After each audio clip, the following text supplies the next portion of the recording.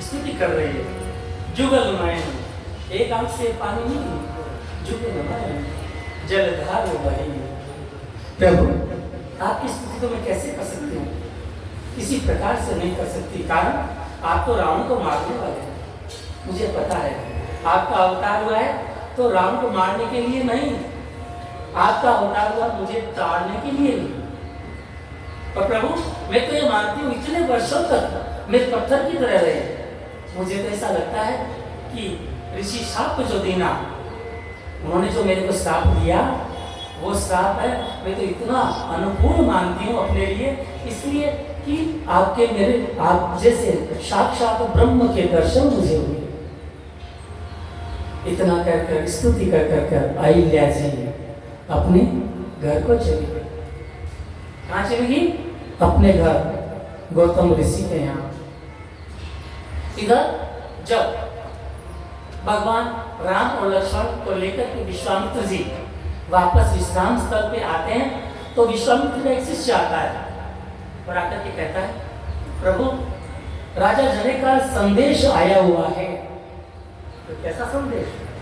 बोले राजा जनक अपनी पुत्री का विवाह करना चाह रहे हैं और स्वयं रच रहे हैं, तो उन्होंने संदेश भेजा है कि विश्वामित्र जी जब भी आए तो उनको भी कह देना कि वो जनकपुरी जरूर बताए। विश्वामित्र जी बहुत प्रसन्न हो गए। क्यों हो गए प्रसन्न? आज जो ब्रह्म मेरे साथ चल रहे हैं उनको मैं आगे ले जा करके उनकी जो अर्धांगिनी, उनकी जो माया है, साक्षात लक्ष्मी है, उनका मिलन में करवा दूंगा और माध्यम में बनूंगा। मेरा इतना बड़ा सौभाग्य है। और वो राम से कहते हैं, राम राजा जनक का बुलावा आया है और वो धनुष यज्ञ कर रहे हैं अपनी पुत्री का स्वयंवर करने के लिए, इसलिए हमें वहां पे चलना चाहिए। भगवान राम कहते हैं जो आज्ञा। आजकल के शिष्य होते हैं ना, क्या बोलते हैं? जो आज्ञा नहीं। कभी बोलते आपका निमंत्रण आया तो हम क्यों जाएं? पिता को कह देते हैं आपको निमंत्रण दिया तो मैं क्यों जाऊं, मेरे को थोड़ी कहा है। तो वैसे ही कर देते, अरे गुरुदेव आपका निमंत्रण आए, हम तो क्षत्रिय कुल के हैं, सूर्यवंशी हैं, हमारे तो निमंत्रण ही नहीं दिया, हम क्यों जाएं? वास्तव में राजा जनक ने सभी द्वीप के जो राजा थे उनको निमंत्रण भेजा। अयोध्या के राजा जो दशरथ थे उनको निमंत्रण ही नहीं दिया। तो भाई क्यों नहीं दिया निमंत्रण? सभी द्वीप के राजाओं, हम किसी कहीं बलशाली है, हमको तो ये विश्वास हुआ पृथ्वी वीरों से खाली है, राजा दशरथ को निमंत्रण क्यों नहीं दिया? तो जो संत लोग हैं वो कहते हैं कि एक बार शब्द भेदी बाण के द्वारा राजा जनक से एक गाय का हत्या हो गई। गाय की क्या हो गई? हत्या। देखो दो शब्द है, वध और हत्या। वध तो केवल दुष्ट व्यक्ति का होता है, दुष्ट आचरण करने वालों का होता है। हत्या तो किसी की भी हो सकती है। हत्या शब्द है ना, वो किसी के लिए भी हो सकता है। वध तो केवल जो दुष्ट होते हैं, दुष्ट आत्मा होते हैं, नीच आत्मा होते हैं, जो दुष्टों को तंग करते हैं, उनका वध होता है। हत्या हो गई और वो हुआ क्या? हत्या हुई। हत्या होने के बाद में वो गाय है वो अवध की सीमा में गिर गई। इधर राजा जनक की सीमा, इधर अवध की सीमा। और सीमा का तो उल्लंघन नहीं करते। सीमा किसका नाम है? आप सबको सीमा सीमा करते, किसी की पुत्री का, किसी की पत्नी का, किसी की भाभी का नाम सीमा होगा। सीमा का अर्थ क्या है? इसे कहते हैं सीमा। सब बोलते हैं सीमा। आजकल तो ये नाम ही नहीं लगता है, आजकल तो डिम्पल नाम तो सीमा है। डिम्पल नाम का नाम डिम्पल है। किसी से पूछा ये डिम्पल नाम का अर्थ क्या होता है, तो एक ने कहा, मेरे जैसा कोई छोटा आदमी था, बोले अंग्रेजों ने डिम्पल कुतिया को कहते हैं, इसलिए नाम निकाल लिया डिम्पल। पिंटू अंग्रेज आए थे ना तो छोटे छोटे कुत्तों को रखते थे, छोटे छोटे, वहाँ से बस उनकी छोटी है। हमारे यहाँ के कुत्ते एकदम बलशाली होते थे तो पिंटू चिंटू करते थे, फिर छोटे आदमी मिल जाते थे उनको उसी नाम से पुकारते थे। लेकिन हमारी संस्कृति में ऐसा नहीं है। तो वहां पर जब कहा, उन्होंने कहा आज्ञा इधर अवधपुरी की सीमा में आ गई तो कैसे उस गाय के पास जाया जाए? गाय तो मर चुकी थी और वो अवध की सीमा में गिर गई। तो राजा जनक ने अपने दूतों को भेजा और भेज करके कहा कि राजा दशरथ को संदेश दो कि राजा जनक के द्वारा आपकी सीमा में एक गाय की हत्या हो गई, इसलिए आप आदेश दें तो उस गाय को हम इधर ले आए, उसके शव को हम इधर ले आए। राजा दशरथ की सभा चल रही थी, सभी मंत्री और सभासद बैठे हुए थे। जो ही राजा जनक के दूत वहां पर पहुंचे, उन्होंने कहा कि ये बात है। तो राजा दशरथ जी ने कहा एक धोबी को बुलाया। धोबी आया था वस्त्र लेकर के, अरे मशक आना, इधर आओ। धोबी आया, महाराज आज्ञा दीजिए, क्या आज्ञा है मेरे लिए? अरे अभी दूत आए राजा जनक जी के, राजा जनक के द्वारा एक गाय की हत्या हो गई, वो गाय हमारी सीमा में गिर गई, तो तुम जाओ और उस गाय को जीवित करके आ जाओ। आओ बोलिए, जिस राज्य के अंदर धोबी में कपड़े धोने वाले में इतनी शक्ति कि वो राजा का आदेश पाकर एक गाय को जीवित करने आ रहा है। धोबी आया, राजा जनक जी ने सोचा मैंने तो भेजा था, पर ये कौन आ रहा है? उस धोबी ने राजा जनक जी को प्रणाम किया। देखिए कितनी वहां पे मर्यादा है, कितनी विनम्रता है। आजकल के तो अगर दूसरा कलेक्टर बुलाया तो ऐसे चलते हैं, पर हमारे को बुलाया हम तो समान है भाई। वो आया आकर, महाराजा प्रणाम, मेरे महाराज है ना राजा दशरथ जी, उन्होंने आदेश दिया मेरे को, बोलिए मेरे लिए क्या आज्ञा है, वो गाय कहाँ पर है? राजा जनक जी ने कहा सोचा ये क्या करेगा, एक अकेला आया है। बोले देखो वो रही। सरयू का जल लेकर के उस धोबी ने मंत्र पढ़े और गाय पर डाले, और डालते गाय जीवित हो गई। बोलिए उमापति महादेव की। राजा जनक ने सोचा जिनके राज्य के धोबी में इतनी ताकत है कि वो गाय को जिला देता है, मैंने स्वयंवर रचा है धनुष तोड़ने का, वो स्वयं नहीं आएंगे, किसी धोबी को भेज देंगे। अगर वो धोबी धनुष तोड़ देगा तो मेरी पुत्री का विवाह करना पड़ेगा मेरे को। इसलिए राजा जनक ने डर के मारे अयोध्या में निमंत्रण ही नहीं दिया। एक बार होता ना हमारे साथ कि हम अरे वो है उन भाई को निमंत्रण नहीं देना, क्यों? अरे हमारे उनसे लड़ाई चल रही है और आएंगे तो दिमाग खाएंगे। जो हमारे वो जेठानी जी है ना, जब भी हमारे विवाह में आते हैं तो वो काम बिगाड़ते हैं, तो उनको कैसे अलग किया जाए? तो अपनी बहू को कहते हैं जाओ और तुम्हारी ताई जी है ना, उनसे आप लड़ करके आओ, उनसे उल्टी पुल्टी बातें करो। तो बहू भी क्या करती है, सास की आज्ञा मिल गई, सास थानेदार, तो बहू कौन सी, वो भी बड़ी हो जाती है, हो जाती ताई जी आपने ऐसा किया, ताई जी आपने ऐसे किया, हमारे देवर जी का क्या है, आप मत आना, आप आने की जरूरत ही नहीं है, निमंत्रण नहीं दिया, डर के मारे कि ताई जी आएंगे तो विवाह बिगाड़ देंगे। राजा जनक जी ने वैसे ही निमंत्रण दिया, लेकिन भरद्वाज जी से याज्ञवल्क्य जी कहते हैं कि भरद्वाज जी, राम जी ने कहा गुरुदेव आपकी जैसी आज्ञा है वैसे हम भी चलेंगे। और जनकपुरी में तीनों साथ आते हैं। राजा जनक जी को जब पता चला कि तीनों आए हैं, ये साथ में कौन है, अगवानी करने है, विश्वामित्र जी आए। जो ही उन्होंने देखा, विश्वामित्र जी को प्रणाम किया, और जो विदेह थे ना, राजा जनक विदेह है, राजा जनक को विदेह भी कहते हैं। क्यों कहते हैं विदेह? इसलिए कहते हैं कि उन्होंने कभी देह का अभिमान नहीं किया।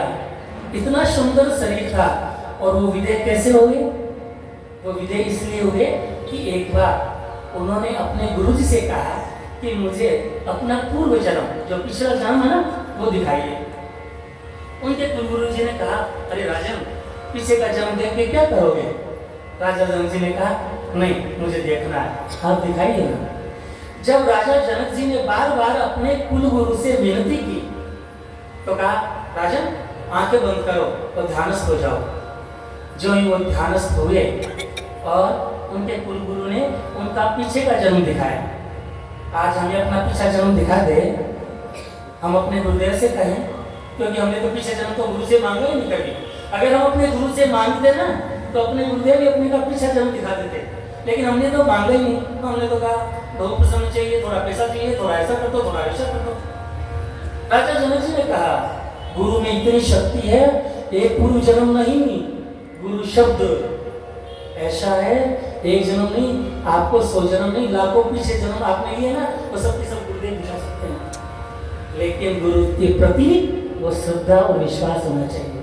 हमारी श्रद्धा और विश्वास कहाँ तक है? हम आते हैं सत्संग भवन में, आए, लिफाफा चढ़ाया, गुरु जी प्रणाम।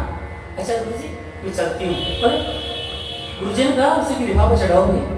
गुरु जी नहीं कहते कि लिफाफा चढ़ाओ, गुरु जी कहते दुर्गुण चढ़ाओ तुम्हारे। जो कोई ईश्वर, जो भगवान के स्वरूप है, कोई दुर्गुण नहीं मानते आपसे, वो गुरुदेव मांगते हैं कि तुम्हारे जितने भी हैं वो दुर्गुण मेरे को दे दो और मेरे जितने सद्गुण हैं वो तुम ले लो।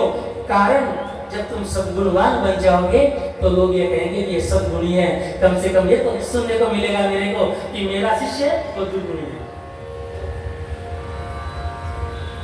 विश्वामित्र जी जब आए हैं, दोनों को साथ लेकर के राजा विदय कैसे हुए, कुलगुरु से पूछा, और जो ही कुलगुरु ने उनका पीछे का जन्म दिखाया तो राजा जनक ने क्या देखा, जो उनकी पत्नी सुनैना थी ना, वो पूर्व जन्म में उनकी माँ थी।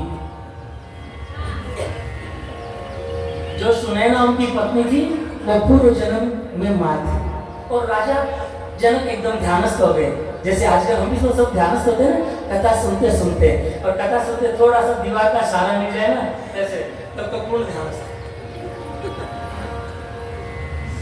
थोड़ा सा सहारा मिले दीवार का, पूर्ण ध्यानस्थ राजा जनक की तरह हम ध्यानस्थ हो सकते हैं। तो राजा जनक ध्यानस्थ को देखा, जो इस जन्म में जो पत्नी सुनैना है वो पूर्व जन्म में उनकी माँ थी। उसी दिन से राजा जनक विदय हो गए। बोलिए विश्वामित्र महामुनि की जय। और इधर वो विदय है, जो ही विश्वामित्र जी के साथ देखा कि ये दोनों सुकुमार ऐसे टक लगाकर देखने लगे, अरे ये कौन है? और विश्वामित्र से पूछ रहे हैं राजा जनक, मुनिवर ये दोनों कौन है? अगर आपके साथ आए हैं तो ऋषि कुमार भी नहीं लगते कि ये कोई ऋषि कुमार हो, कारण इनके वस्त्र तो पूर्ण रूप से सुंदर सुसज्जित राजकुमारों जैसे है। अगर ये राजकुमार है तो ये कौन से राजकुमार है? मैंने जिनको निमंत्रण दिया वो तो सब आ गए, ये बिना निमंत्रण के कौन आ गए? शंका तो जाती है ना मन में, हमने जिनको बुलाया था वो तो सब आ गए, लेकिन ये बिना बुलाए कौन आ गए? या कोई ये साक्षात कहीं ब्रह्म तो नहीं है कि राजा जनक अपने ज्ञान पे आ गए। मुनिवर मेरे को तो ये लगता है किसी राजा के राजकुमार या कोई ऋषि कुमार ना होकर के ये कोई ब्रह्म तो नहीं है। विश्वामित्र जी कहते हैं, राजन आपने सही पहचाना, इसीलिए तो आपको विदेह कहते हैं, नहीं तो उनका नाम नेमी था। राजा जनक का नाम क्या था? नेमी।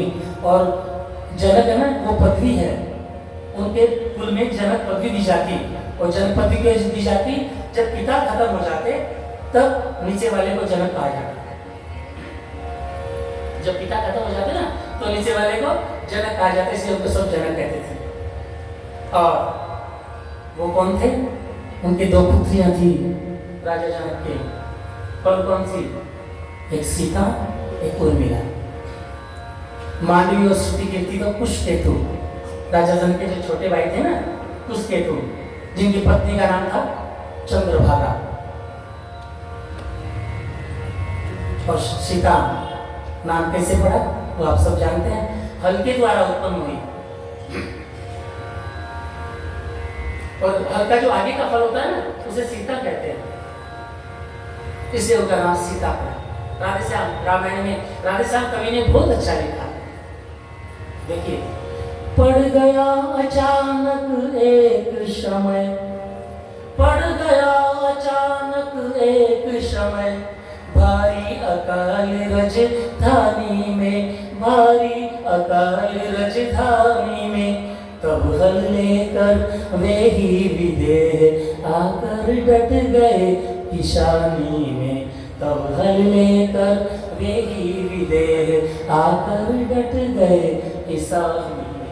एक बार अकाल पड़ा जनकपुरी में, तो ऋषि मुनियों से पूछा गया, तो ऋषि मुनियों ने कहा, राजन जब आप अपनी पत्नी के साथ तो कृषि का कार्य करो, खुद आप खेती करो, आप खुद बीज बो, तब ये अकाल दूर हो सकता है।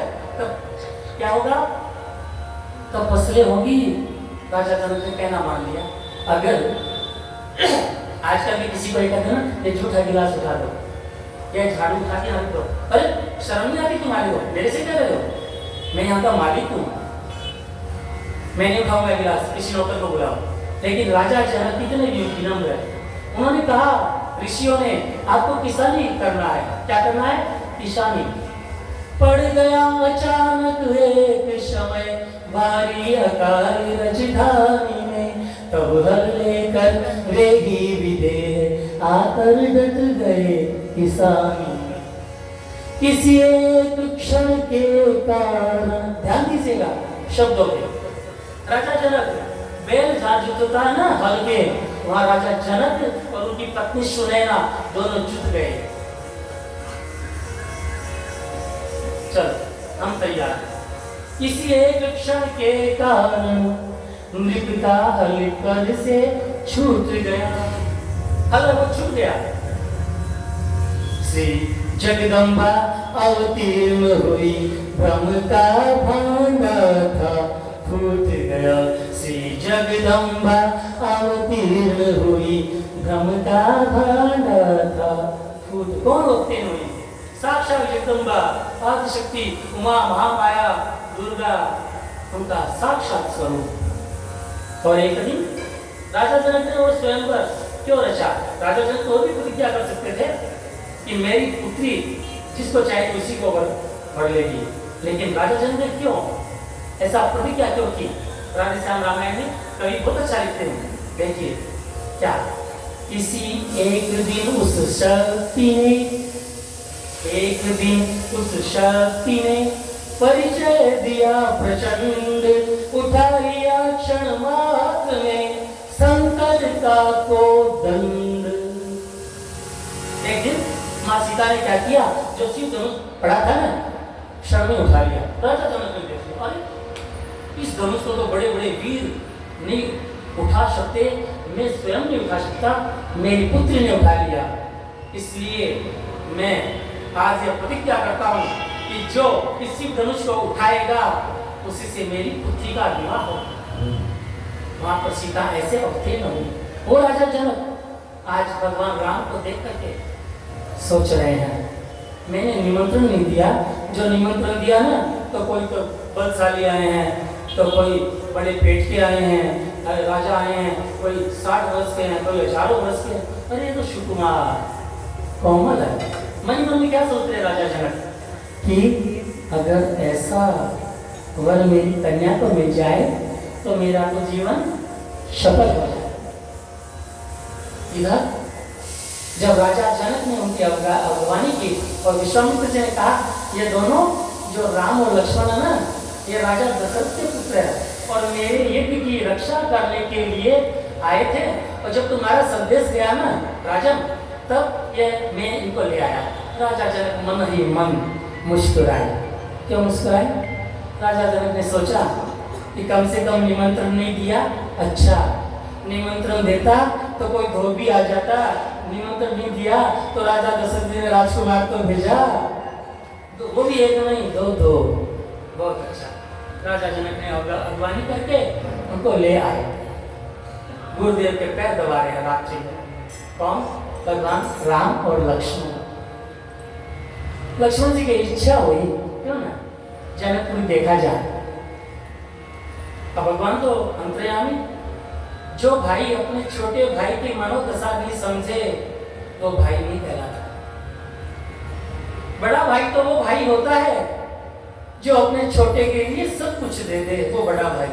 आजकल तो बोलना नहीं चाहिए, क्यों वाणी खराब करे, क्यों निंदा करे, आप सब जानते हैं।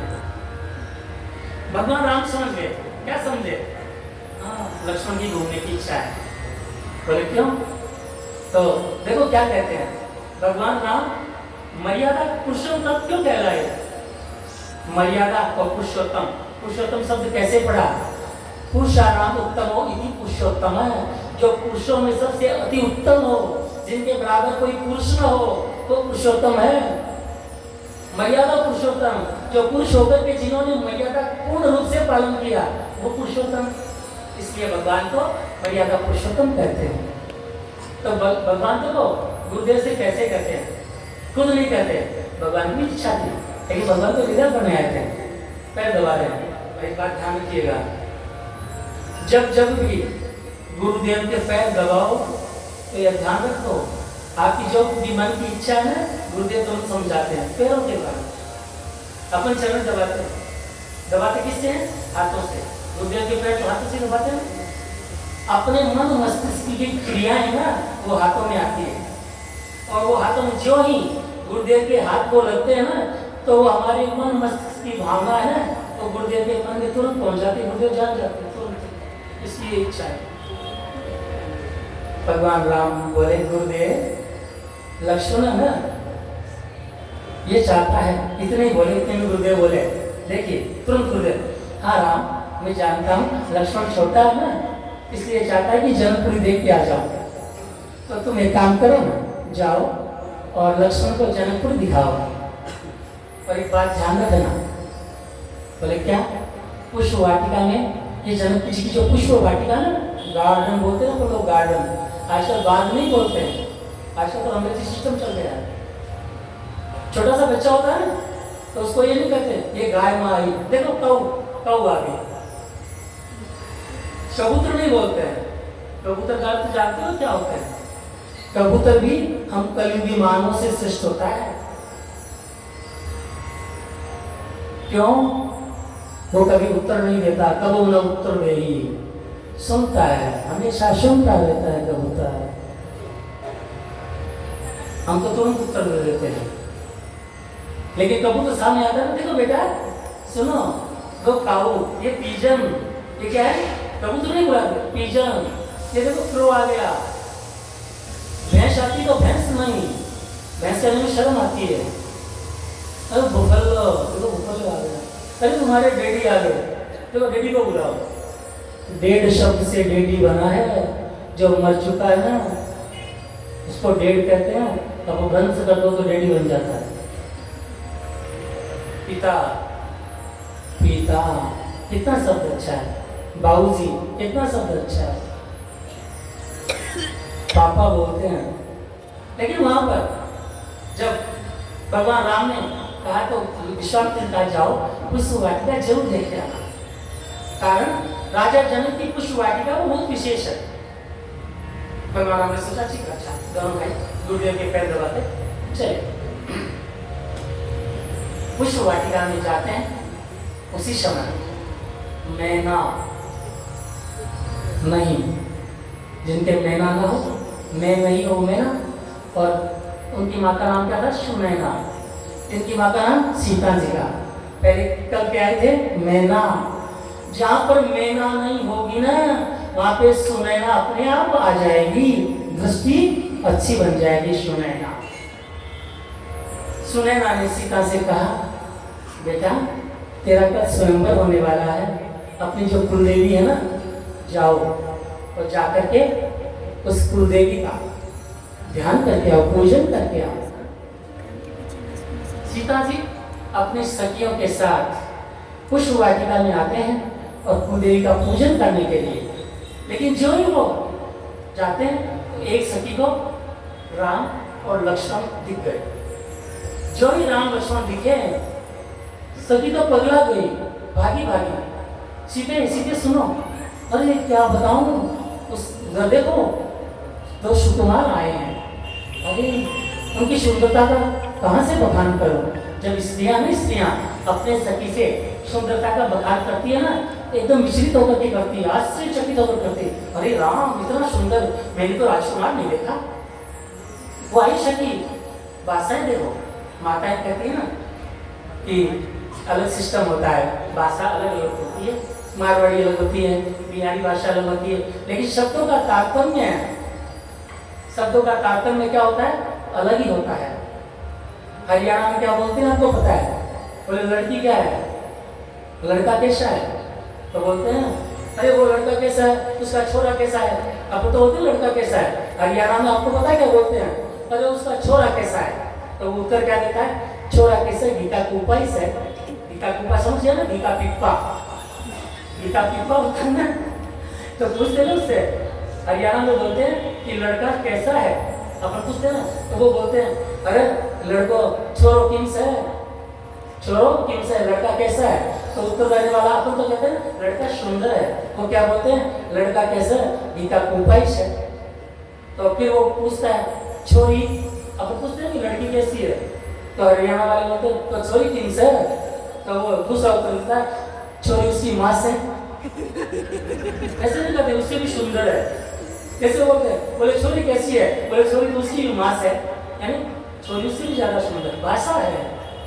तो वहां पर वो सुखचा के सखी आई और आकर के अरे सीते देख सुन। बोले क्या? राजा जनक भी किस किस को बुलावा भेजा?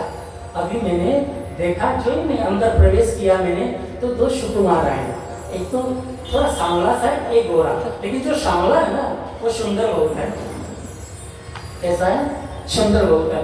अरे सखी सीते मैं तो उसको देख के ही विचलित हो गई। मैंने तो उसकी सुंदरता ही देखी। अरे सुन दूसरी सखी से मेरे को तो ऐसा लगता है तुझे भी ऐसा दूल्हा नहीं मिलेगा। तो वो सखी चिढ़ गई। तूने ऐसे कैसे कहा? मैंने जो सोच रखा ना मेरा सुंदर दूल्हा तो बहुत अच्छा आएगा। अरे नहीं उस जैसा नहीं आएगा। सीता जी समझ गए। क्यों समझ गए? आप जानते हैं तुलसीदास जी ने बहुत अच्छा लिखा है। जनक सुता जग जननी जानकी अतिशय प्रिय करुणा निधान। जनकसुता है कौन है? बोले करुणा निधान की प्रिय है। जनकसुता कौन है? साक्षात लक्ष्मी का अवतार है। वहां पर भगवान विष्णु राम अवतार लेकर के आए हैं। तुलसीदास जी कभी मर्यादा का भंग नहीं करते, मर्यादा का विखंडन नहीं करते, मर्यादा का खंडन नहीं करते। तुलसीदास जी ने हमेशा मर्यादा का मंडन नहीं किया। सीता जी समझ गए जिनको मैं चाह रही थी वो आ गए। इधर लक्ष्मण जी को पता चला 4-5 लड़कियां आई और उनके साथ राजा जनक की पुत्री भी आई है। तो देखिए आजकल तो क्या होता है छोटा भाई बड़े भाई से छिपाता है और बड़ा भाई छोटे भाई से छिपाता है। लेकिन वहां पर अंदर कुछ काला नहीं। जहां पर अंदर काला होता है ना वहां छिपाया जाता है। तो लक्ष्मण जी कहते हैं तो भगवान भैया अभी 4-5 लड़कियां आई थी और मेरे मन में विचार आया। बोले क्या? राजा जनक ने जो धनुष खेल के रखा है ना उस धनुष को आप ही तोड़ेंगे। भगवान राम ने कहा तुझे कैसे पता चला? मैं भी तोड़ूंगा। तू कैसे जान गया? भगवान मुस्कुरा गए। भगवान समझ गए, नादानी से बोले अरे तू कैसे समझ गया? बोले मैं समझ गया। बोले क्यों? जो यहाँ पे पूजने आई है ना उसको आपके जैसा दूल्हा कहीं नहीं मिलेगा। भगवान राम बोले ऐसा? इतनी सुंदर है क्या वो? चंचलता, चपलता, सरलता सब साथ में चल रहे हैं भाई भाई के बीच में। हाँ भैया एक काम करो ना आप ही देखो वो लड़की आपके जस्ती है हमें जस्ती है। भगवान राम समझ गए छोटा क्या चाहता है, छोटा क्या चाहता है। ठीक है किधर है? उधर उधर चलना पड़ेगा।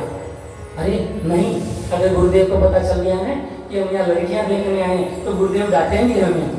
हम कोई छोरी थोड़ी देखने आए हैं, हम लड़की नहीं देखने आए हैं। हम तो कुछ वाटिका गमले। अरे तो भैया उधर देखो इधर तो केवल गुलाब के कमल के वो सब पुष्प लगे हुए हैं। उधर देखो सूर्यमुखी के पुष्प भी लगे हुए हैं। सूर्य के साथ वो घूमते उधर भी देखेंगे। चलो चलते हैं। भगवान समझ गए और जो ही भगवान को लेकर के लक्ष्मण जी आए और सीता जी और राम जी की आंखें एक हुई। जो ही भगवान ने सीता जी को देखा भगवान अपना भगवानपन भूल गए। भगवान क्या भूल गए? अपना भगवानपन। और लक्ष्मण से क्या कहते हैं? तुरंत इधर सीता जी ने दोनों जान गए हाँ ये लक्ष्मी है, वो जान गए ये विष्णु है। लेकिन लक्ष्मण जी से क्या कहते हैं? आज का बड़ा भाई होता है आज का अगर बड़ा भाई होता तो क्या होता? छोटे भाई से छिपा लेता। जरा ध्यान से सुनिएगा बहुत अच्छा प्रसंग है। क्या होता? छोटे भाई से छुपा लेता। वहां पर भगवान लक्ष्मण से क्या कहते हैं? सीता जी को देखते क्या कहते हैं? चातक कोकिल कीट चकोरा गुंजत विहग करत नृत मोरा दुर्गा पूजा के लिए भेजा है इन्हीं की माता ने, कैसा सुंदर सरल रूप दिया है इन्हें विधाता ने। मन मेरा भी विचलित हुआ जब देखा मैंने सीता को। क्या कह रहे हैं?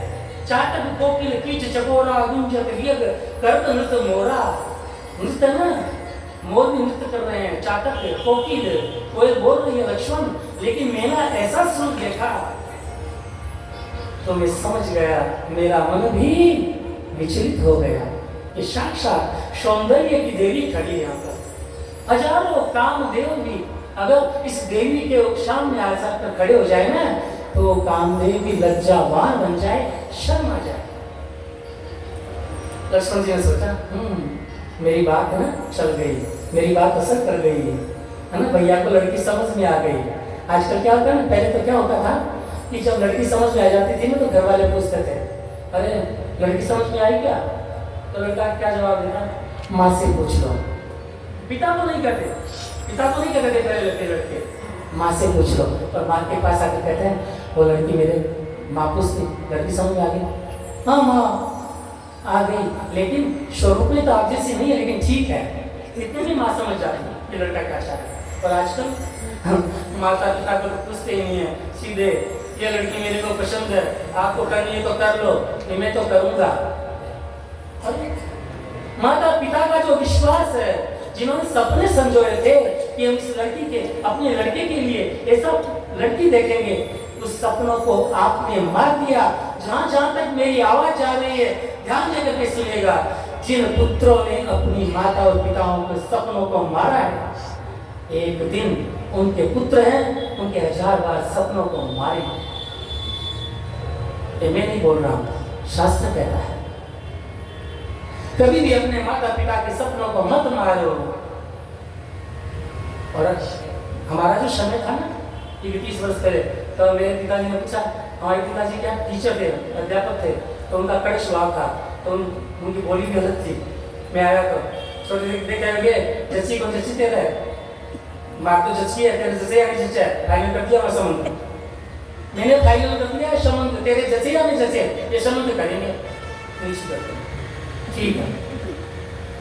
देखिए कितना समय बदल चुका, लेकिन आज इधर लक्ष्मण जी छोटे भाई से कहते हैं, अगर आज का कोई लड़का होता है, ये तुम्हारी भाभी ने, चल इसको प्रणाम कर। आज तो प्रणाम नहीं करते हैं, भाभी को प्रणाम नहीं।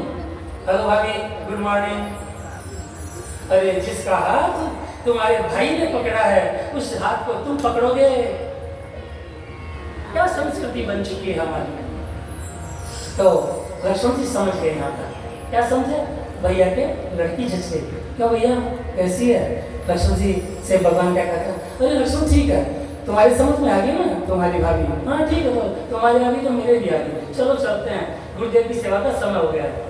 देखो मर्यादा, सब जगह मर्यादा, गुरुदेव की सेवा का समय हो गया है। आजकल के होते तो क्या कहते हैं, अरे पहले मैं बात कर लेता हूँ, आधी घंटा बचा, तू जा उधर जाके बैठ जा, मैं बात करके आता हूँ।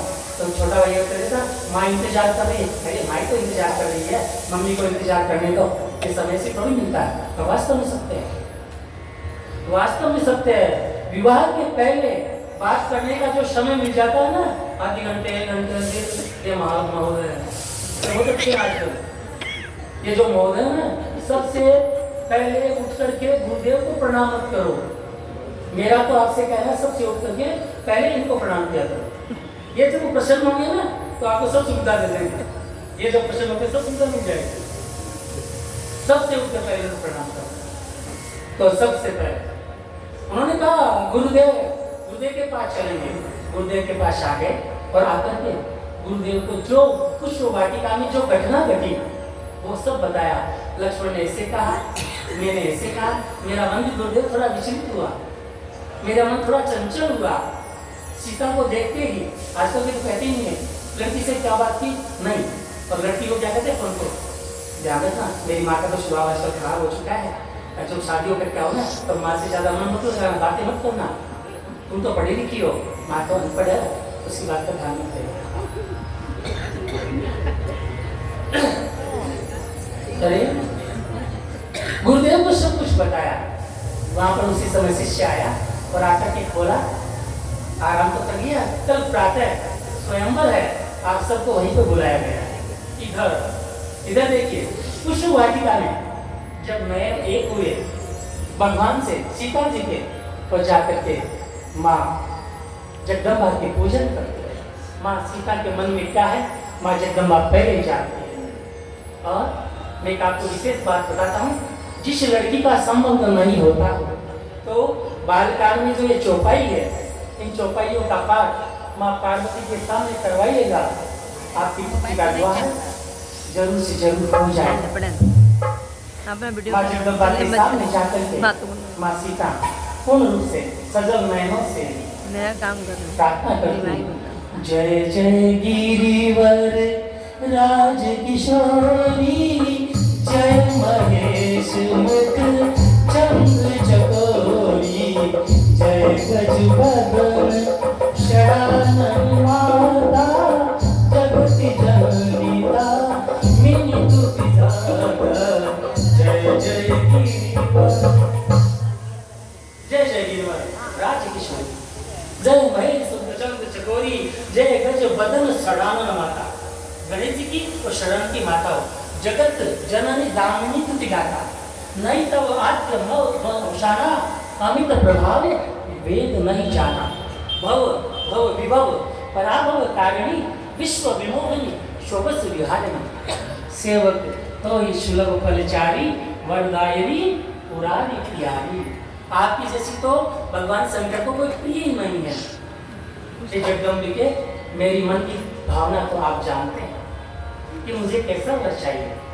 माँ जगदम्बा जानते कि सीता जी को कैसा वर चाहिए।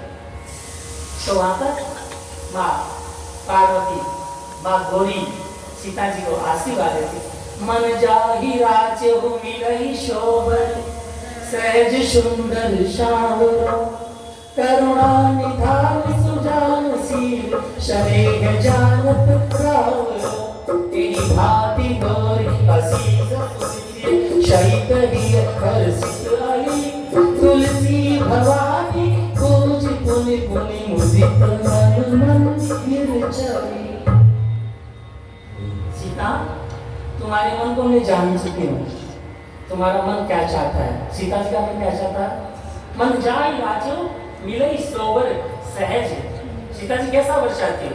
आजकल भी लड़की से पूछा जाए तुम्हारे को कैसा दूल्हा चाहिए, अब देखो समय की विडंबना, हम पांडित्य तक सभी समाज में सीखी है। एक बार एक लड़की के लिए मेरे दूल्हा होता है, वो पांडित्य कर्म करता था, आज भी कर रहा है। तो लड़की के पिता को मैंने कहा कि लड़का पांडित्य कर्म करता है, बहुत अच्छी कमाई करता है। लड़की के पिता ने कहा ठीक है। लड़का अच्छा, लड़के को देखा तो लड़का सुंदर था, बहुत अच्छा था।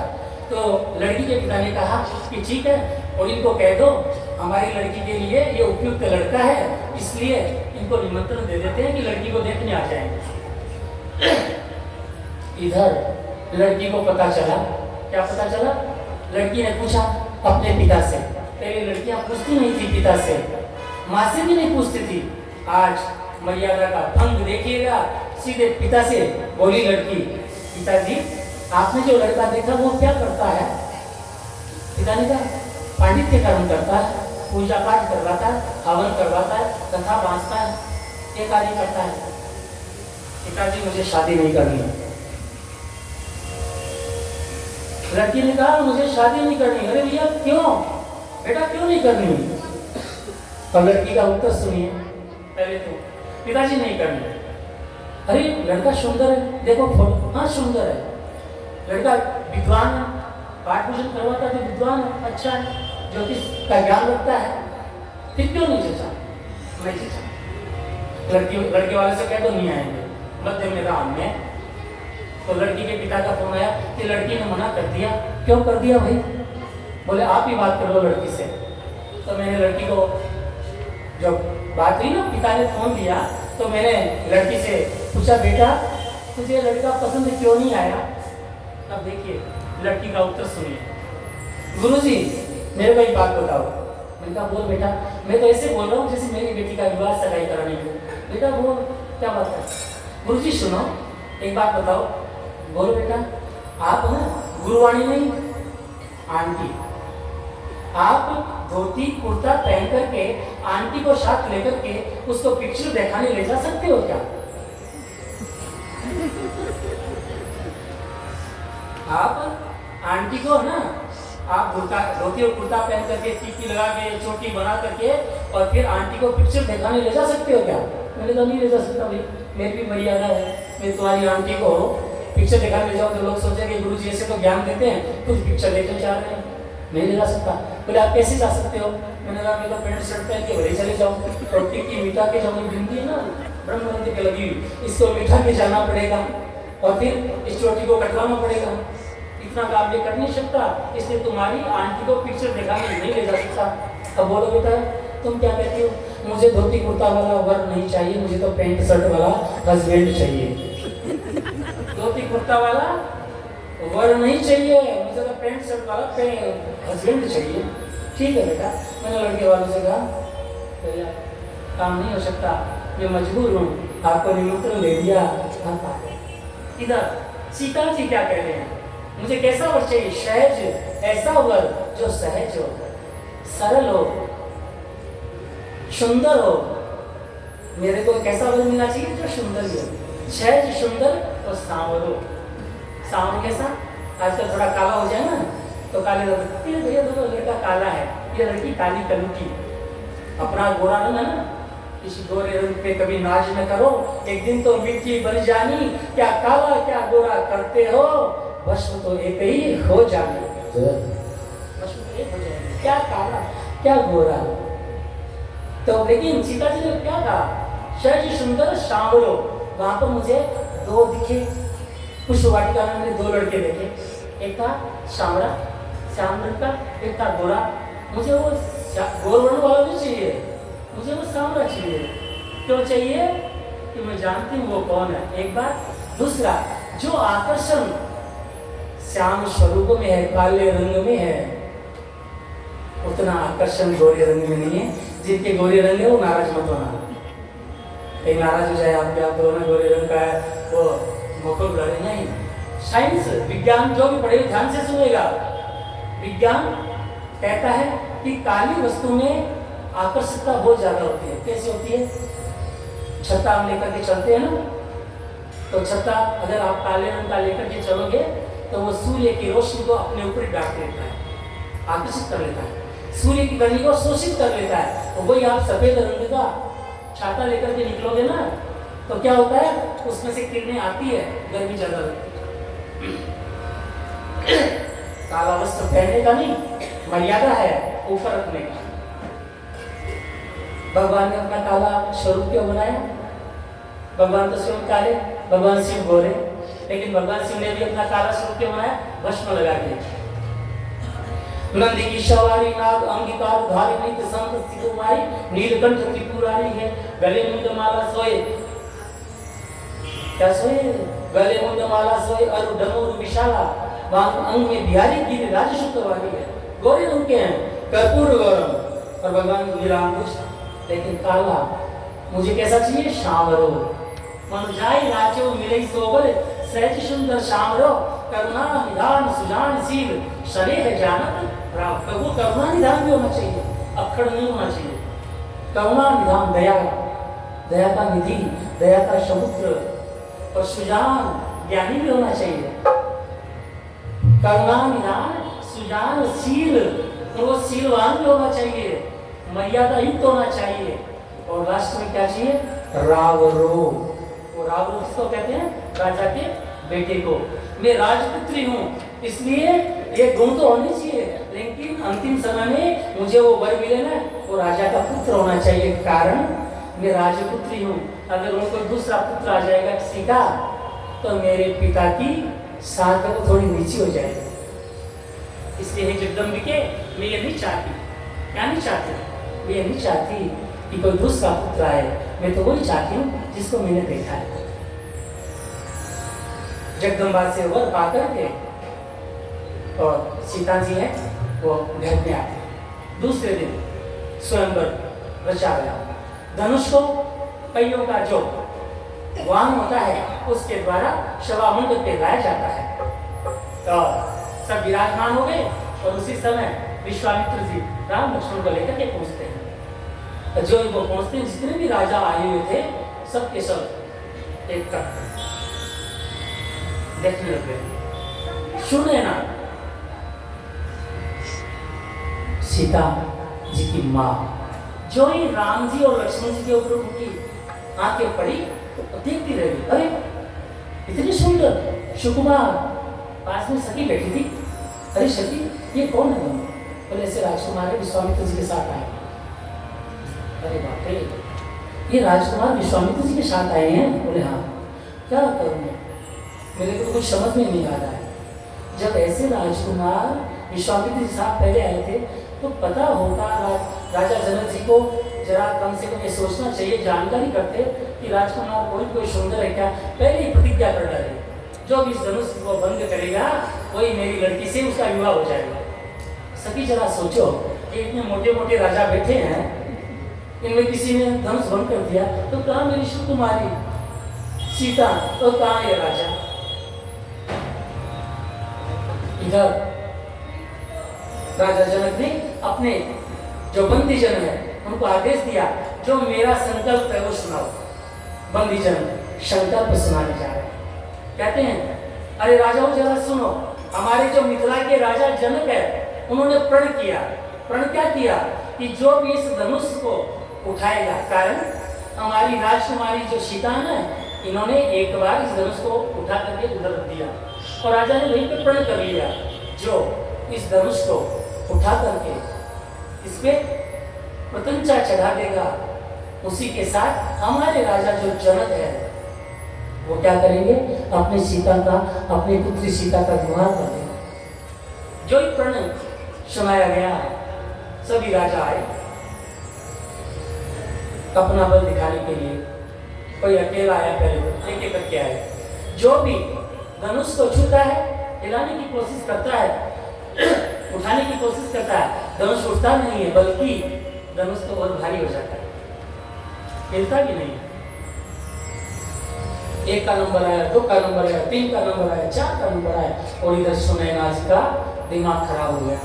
वो सखी से बोले क्या कहूँ मैं, राजा जनक जी ने ऐसी प्रतिज्ञा ही क्यों की? उनको तो ऐसी प्रतिज्ञा करनी नहीं चाहिए थी। अरे कोई भी राजा इस धनुष को नहीं उठा रहा। इधर राजा जी के मन में भी संतोष, राजा जनक जी के मन में भी असंतोष हो गया।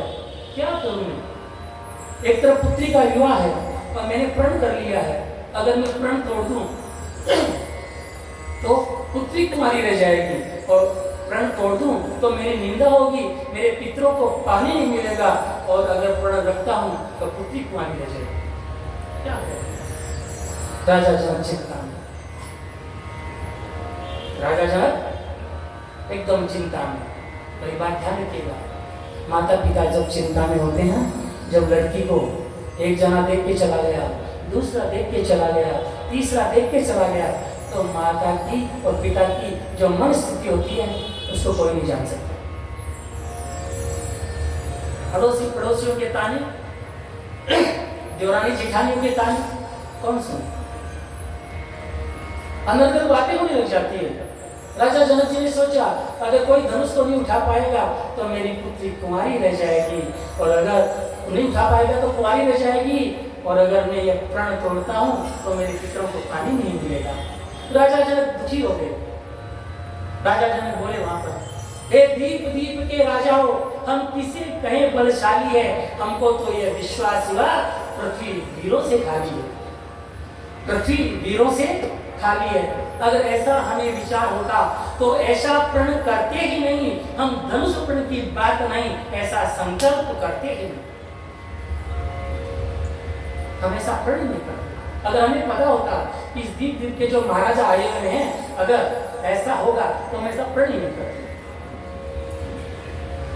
अब देखिए इधर सुनैना कि आंखों में आंसू आ गए, मेरी बेटी तो कुंवारी रह गई, बेटी तो कुंवारी रह गई। राजा जनक को यहीं पे अपना प्रण तोड़ देना चाहिए। सती उनको कोई समझाए तो सही। इधर जब राजा जनक की वाणी लक्ष्मण जी ने सुनी, रघुवंशी वहां पर थे, जब उन्होंने सुनी लक्ष्मण जी का आंखों में क्रोध आ गया, और क्रोध आकर के गुरुदेव को शीश नवाया और अपने भाई राम को शीश नवाया। आजकल तो क्रोध आता है तो किसी को शीश नवाने की आवश्यकता ही नहीं पड़ती है। क्रोध आता तो किसी को पूछने आता है, तुरंत तीर कमान निकाल लेते हैं। तो तीर कमान नहीं, वाणी के तीर कमान, हम कुछ नहीं समझते हैं। उन्होंने शीश नवाया और राजा जनक से कह रहे हैं, राजा जनक, रघुवंशी वीरों के होते अनुचित वाणी कह डाली है, ये शब्द हृदय में चुभते हैं, पृथ्वी वीरों से खाली है। शब्द हृदय में चुभते हैं। अरे राजा जनक, क्या कर लिया आपने? अगर मेरे इष्ट मेरे भैया राम की आदेश हो तो इस ब्रह्मांड को भी मैं कच्चे घड़े की तरह फोड़ दूं। आप सब लोग यहाँ पे विराजमान हैं, इस पृथ्वी को मैं 3 बार उलट कर दूं। आपने कहा कि छोटा सा धनुष है, कैसे कहा आपने? राजा जनक ने कहा, पुत्र छोटे हो बैठ जाओ, ये तुम्हारा दोष नहीं है, ये तुम्हारे खून का असर है। खून की गर्मी है बेटा, और नहीं तुम्हारा कसूर, उम्र का तकाजा है और नहीं तीर का कसूर।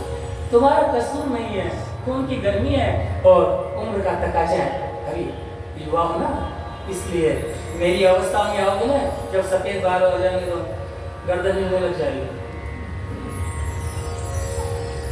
लक्ष्मण जी बोला, ऐसा नहीं बात है, हम सब कुछ कर सकते हैं। विश्वामित्र जी ने सोचा यहाँ तो विवाद बढ़ेगा, तो उन्होंने कहा, उठऊ राम भंजन बहु चापा, मेटऊ तात जनक परितापा, उठऊ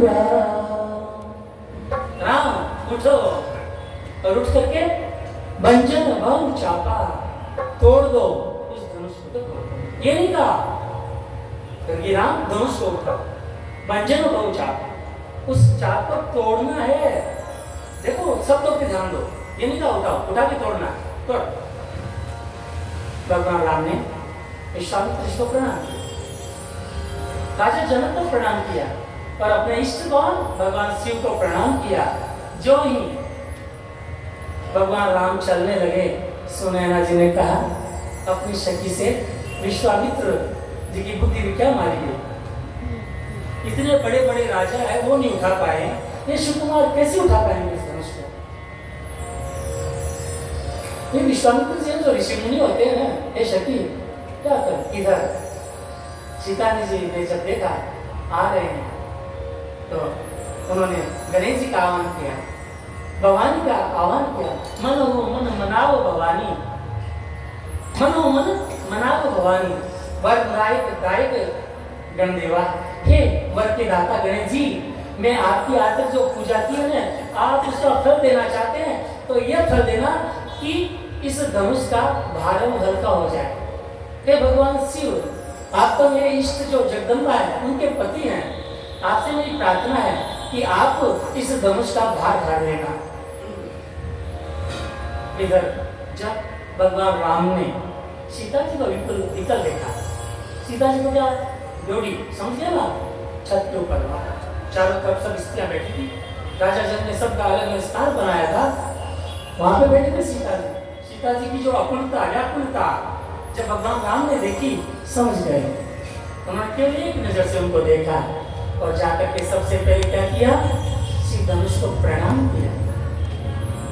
अगर आज को किसी को ये कहा जाए ना कि तुम्हारी इस लड़की से शादी हो जाएगी और ये ना थाली है ना पूजा की, ये थाली को फेंक दो, तो जोश में पूजा की थाली को फेंक देंगे, थाली को प्रणाम नहीं करेंगे, थाली फेंकना है। ये सोचा, कितनी बुद्धि भ्रमित हो जाती है। आजकल के फेंक देते हैं। एक जगह विवाह कार्य करवाना था, तो वहाँ पे वो दूल्हा आया, तो वो न तो बाप की माने, न माँ की माने, न भाई की माने, और थोड़ा उसने आज का जो रस होता है वो ले रखा था। साथ में मेरे पंडित जी और थे, वो आते ही बोला ये पाटे पे क्या सजाया है? मैंने कहा ये तो नवग्रह है। मैं समझ गया इसका तो असर दूसरा है, तो इसको इसके हिसाब से उत्तर देना चाहिए। बोले पाटे पे क्या सजाया है? मैंने कहा नवग्रह है। बोले ये क्या होते हैं? जो तुमसे एक से बंधने जा रहे हो ना, उससे बंधोगे तो ये नौ भी तुम्हारे को बांध लेंगे। तो बोले मैं समझा नहीं, जिससे तुम एक से बंधने जा रहे हो ना, ये तुम्हारे को नो भी बांध लेंगे। तो बोले फिर क्या होगा, ये नो मिलकर के तुम्हारे को कुएं में पटक देंगे, उसी में तुम्हारा कल्याण हो जाएगा। बोले ऐसा क्यों? मैंने कहा तो नहीं जो देखिए कितनी विडंबना है। भगवान के पूजन करने के लिए जा रहे हैं, मुख में सुपारी, मुख में जर्दा लेकर के पूड़ियाँ खाते हुए। और आज तो जो होता है मात्र शक्तियों की तो छोड़ो, रजनीगंधा का तो जीवन उनके पर्स में रहता है। अरे फिर कहते हैं हम कष्ट पाते हैं। क्यों पाते हैं कष्ट? इसलिए पाते हैं कि हमने अपनी मर्यादाओं का भंग कर दिया। इधर भगवान राम जो ही पास आते हैं, इधर सीता जी प्रणाम करते हैं गणेश जी को और भवानी को, शिव जी को, हे मेरे पितृेश्वरो, आप मेरी इच्छा को पूर्ण करना। और जो ही राम शिव धनुष को प्रणाम करते हैं और तुरंत लक्ष्मण खड़े हो जाते हैं। लक्ष्मण जी क्या होते हैं? तुरंत खड़े हो जाते हैं और खड़े होकर के पृथ्वी के ऊपर अपना पैर दबा देते हैं। क्यों दबा देते हैं? लक्ष्मण जी किसके अवतार? शेषनाग के अवतार।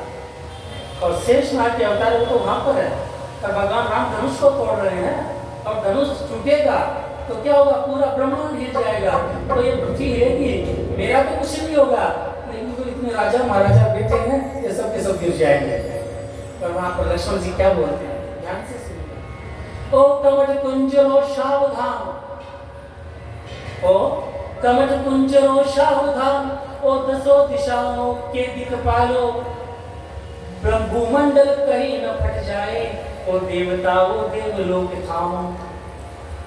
ओ कमट कुंजरो साव, सबके सब जितने भी पक्षी हैं, जितने भी पशु हैं, सबके सब क्या हो जाओ? सावधान हो जाओ। ओ कमट कुंजरो सावधान, ओ दसों दिशाओं के दिक्पालो, दसों दिशाओं के जो दिक्पाल ना, आप ये सब तैयार हो जाओ। नवमंडल कहीं न फट जाए, ओ देवताओं देवलोक थामो। फिर उन्होंने सोचा कि देवता तो देवता लोग को थाम लेंगे, लेकिन मैं अपने लिए कुछ नहीं बोलूंगा ना तो ये लोग जानेंगे नहीं। तो आगे क्या बोलते हैं देखिए, हो शेषनाग हो सावधान, ओ शेषनाग हो सावधान, फण से पृथ्वी हिल जाए, श्री राम धनुष को तोड़ते हैं, भूमंडल कहीं न फट जाए। श्री राम धनुष को तोड़ रहे हैं, इसलिए सबके सब सावधान हो जाओ, कहीं नवमंडल कहीं भूमंडल फट न जाए। पर भगवान राम ने क्या किया? धनुष की 3 क्रिया होती है, उसको उठाना, उठा करके प्रत्यंचा को उठाना और प्रत्यंचा लगाकर उसको तोड़ना। विश्वामित्र जी ने क्या कहा था? उठऊ राम भंजन बहुचापा, में तत जनक पड़ा। उठाओ, उठा करके प्रत्यंचा चढ़ा के तोड़ना, 3 कार्य। और जो ही भगवान ने धनुष को उठाया, क्यों ही प्रत्यंचा चढ़ाई, किसी ने नहीं जाना है कब धनुष को उठाया, कब प्रत्यंचा चढ़ाई। और जो ही प्रत्यंचा चढ़ाने लगे, धनुष को झुकाया और इतने में धनुष टूट गया। बोलिए रघुपति राघव राजा राम की जय, उमापति महादेव की जय। जो ही धनुष टूटा, पृथ्वी हिलने लग गई। और इधर सुनैना ने कहा, क्या बेटी उठो, जाओ और जयमाला पहनाओ। क्या पहनाओ? जयमाला। अब देखिए, जयमाला एक होती है वरमाला, एक होती है जयमाला। सुनैना ने वहां पे जयमाला क्यों कहा, वरमाला क्यों नहीं कहा? तुलसीदास जी बहुत अच्छा लिखते हैं, बहुत ध्यान से लिखते हैं। कारण जब तक राजा दशरथ जी नहीं आएंगे ना, तब तक भगवान राम का वर्ण नहीं होगा। वर तो दूल्हा होता है, अभी ये दूल्हा नहीं है, इसलिए वरमाला नहीं, जयमाला। अब देखिए सीता जी आनंद से सजल नयनों से जयमाला साथ में लेकर के, तो साथ में जयमाला कौन ले रही है? उनकी सखियां, और सखियां छेड़ रही है किसको? सीता जी को। सुनिए अमित जी के द्वारा।